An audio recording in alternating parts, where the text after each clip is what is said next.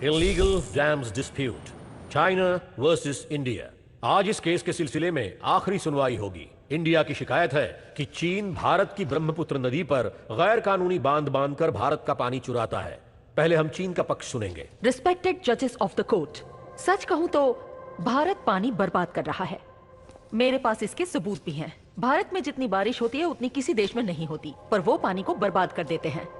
ब्रह्मपुत्र नदी का पानी इस्तेमाल करने की बजाय वो उसे बांग्लादेश में जाया होने देते हैं, और हमने उसे बांध बनाकर ठीक से इस्तेमाल करना चाहा तो इनसे बर्दाश्त नहीं हुआ। ये नफरत है और कुछ नहीं। योर लॉर्डशिप,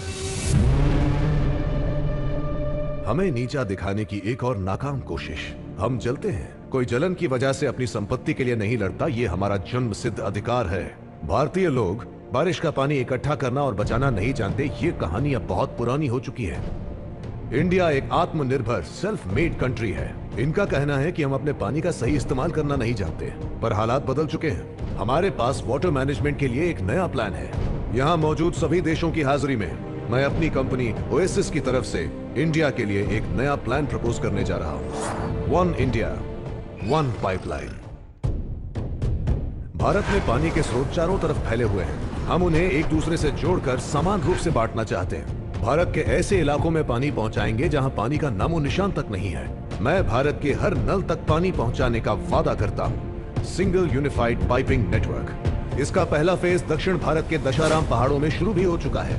कंस्ट्रक्शन पूरा कर लिया गया है और 15 नवंबर से पानी की सप्लाई शुरू हो जाएगी। अगले 3 सालों में यह नेटवर्क पूरे भारत में फैल जाएगा। हम पूरी दुनिया में वाटर मैनेजमेंट की एक मिसाल बन जाएंगे। हम दुनिया को पानी बचाना सिखाएंगे, चाइना को भी। सर, मैं चाहता हूं कि यह अदालत चीन के गैर कानूनी डैम्स पर स्टे ऑर्डर जारी करे। ये कोर्ट सलाह देती है कि the people's republic of China India के साथ एक नई ट्रीटी साइन कर ले।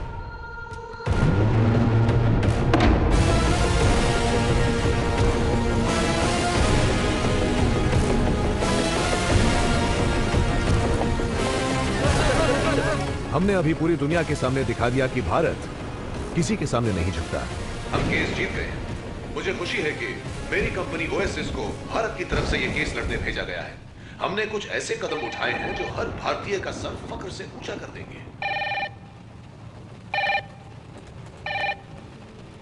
Secret code.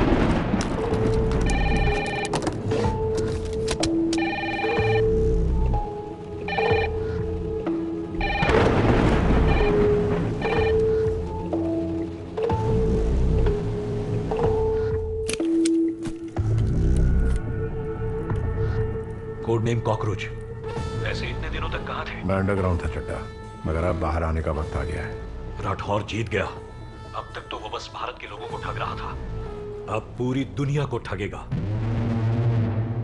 दुनिया के लिए वन इंडिया वन पाइपलाइन सिर्फ एक वाटर डिस्ट्रीब्यूशन नेटवर्क है, लेकिन दरअसल ये पानी कंट्रोल करने का जरिया है। पानी पे सिर्फ हमारा कंट्रोल। जैसे ठंड से जकड़े केकड़े को अगर पानी में डालकर चूल्हे पे चढ़ाए तो वो समझ नहीं पाएगा कि उसे मजा लेना है या मौत से डरना है, लेकिन आखिर में वो फट जाएगा। कुछ ऐसा ही हाल हमारे लोगों का है। वो नहीं जानते वन इंडिया वन पाइपलाइन कितना खतरनाक है। राठौड़ को वो लोग मसीहा मानते हैं। पूरा सिस्टम उसी के हाथ में है। कहते हैं पानी हीरे से कम नहीं है, पर अभी वो कोयले की तरह है। पूरे देश में नदियों और नालों के रूप में फैला पड़ा है। उस सारे पानी को पाइपलाइन से जोड़कर हम पूरे देश के पानी को कंट्रोल करेंगे। हर घर में पानी का एक मीटर होगा। पानी का इस्तेमाल वो अपने हिसाब से करेंगे और उस पानी के हर बूंद की कीमत हम तय करेंगे। अब हमारे पास कोई रास्ता नहीं बचा है, कोर्ट में जाना ही पड़ेगा। कोई फायदा नहीं, सब कुछ पहले से ही फिक्स्ड है। अगर राठौड़ का प्लान कोई चौपट कर सकता है तो वो है सरदार, और कोई। वो मिला क्या? अभी नहीं, लेकिन मैं उसे जल्दी ढूंढ निकालूंगा। अगर सरदार जिंदा है तो भी कोड रेड होने तक बाहर नहीं आएगा, और कोड रेड निकालना इतना आसान नहीं है। आसान नहीं है जानता हूँ, चुराएंगे, लेकिन उसके लिए हमें किसी और की जरूरत होगी। सरदार को ढूंढने का काम मैं करता हूँ और चोर को तुम ढूंढो। विजय, विजय, तेरी गर्लफ्रेंड ने फिर से मुझ पे केस कर दिया। कौन सा केस किया? बिना